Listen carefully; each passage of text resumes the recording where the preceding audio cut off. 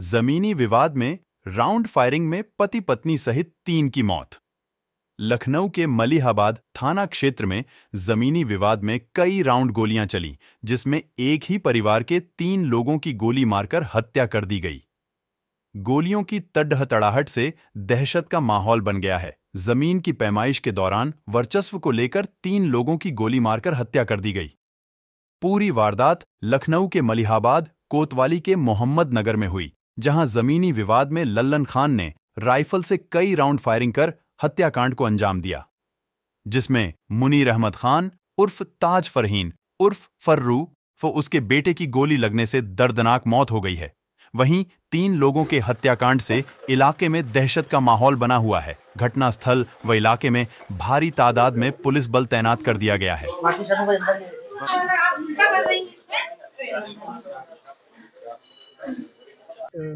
जांच से ये पता चला है कि 2 पक्षों के बीच में भूमि विवाद था, जिसमें आज पैमाइश करने के लिए यहाँ पर लेखपाल आए थे। पैमाइश के दौरान कुछ विवाद हुआ, उसके पश्चात दोनों पक्ष जो है वो यहाँ पर आए थे, जहाँ पर ये घटना हुई है। यहाँ पर भी कुछ देर तक इनके बीच में बात हुई है। इसके पश्चात जिन लोगों ने ये घटना कारित की है, उन्होंने अपने लाइसेंसी असलहा से यहाँ पर जो वाद विवाद बढ़ा, तब उसके बाद गोली चलाई है, और जिसमें एक 17 साल के बच्चे की, उसके माँ की और एक उनके जो चाचा है उनकी डेथ हुई है। इसमें ये भी बात अभी तक पता चली है कि ये आपस में रिश्तेदार है। जो महिला जिनकी मृत्यु हुई है और जिन्होंने ये घटना की है वो उनके चचिया ससुर हैं। तो ये इनकी क्लोज रिलेशनशिप है और किसी तरीके से ये वाद विवाद का स्वरूप देकर ये घटना हुई है। अभी तक हमने जो घटना में प्रयुक्त जो लाइसेंसी असला है वो बरामद किया है। 315 बोर की वो राइफल है, और जिस थार से ये अभियुक्त यहाँ पर आए थे जहाँ पैमाइश हुई थी, और उसके पश्चात इस घर में आए थे वाद विवाद करने के लिए, वो भी बरामद हुई है। अभी इनके कुछ एसोसिएट्स को पकड़ा गया है, जिसके आधार पर इनकी लोकेशन और इनको गिरफ्तारी के प्रयास किए जा रहे हैं। शीघ्र ही हम इनकी गिरफ्तारी करेंगे, इनके विरुद्ध कार्रवाई करेंगे। क्या दोनों पक्षों में पहले से ही विवाद था? क्या पुलिस को कोई जानकारी थी पहले? इनमें ज़मीनी विवाद जो था वो एसडीएम के साहब के कोर्ट में चल रहा था, और इसके पश्चात जब अभी तक की जो जानकारी आई है उसमें यह है कि जो एसडीएम कोर्ट का जो प्रकरण है वो खारिज होने के पश्चात ये पैमाइश करने के लिए यहाँ लेखपाल आए थे।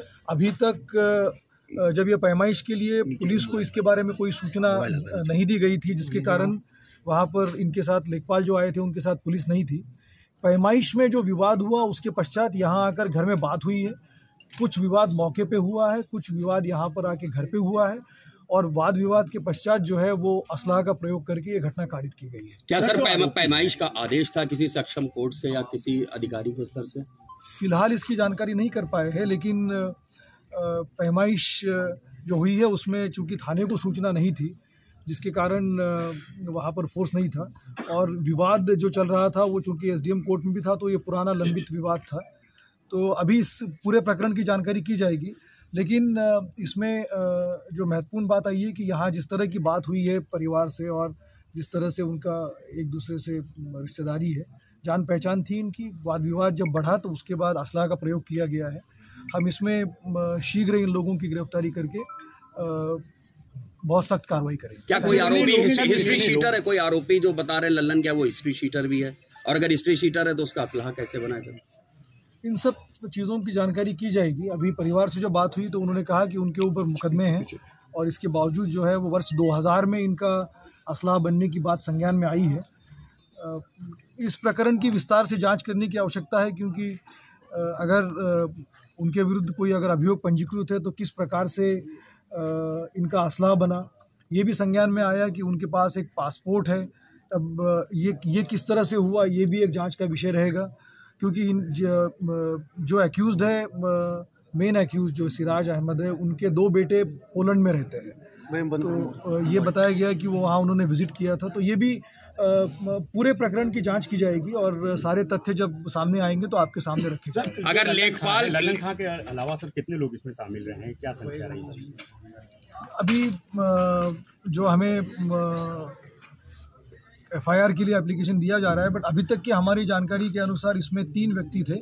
अभी और भी इसमें जांच करेंगे तो पता चलेगा इसमें और कितने लोग थे। सर, क्या लेखपाल अगर उसकी कोई गलती होती है उस पर कार्रवाई? अभी गलती तो नहीं कहेंगे, क्योंकि उसमें वो वहाँ पर पैमाइश करने गए थे। अगर थाने को सूचना दी जाती तो उसमें और अच्छे प्रबंध किए जा सकते थे, बट ये विषय इस समय नहीं है। इस समय मुख्य रूप से जो ये जघन्य घटना कारित की गई है और जिन लोगों ने अपने लाइसेंसी असलाह का प्रयोग करके इस तरह से अपने परिवार के ही लोगों को चोट पहुंचाई है, उनके विरुद्ध कार्रवाई करने की है, वो हम करेंगे। और बाद में फिर उसमें सक्षम अधिकारियों को, जिलाधिकारी और सभी लोगों को इसके बारे में विस्तृत रिपोर्ट दी जाएगी।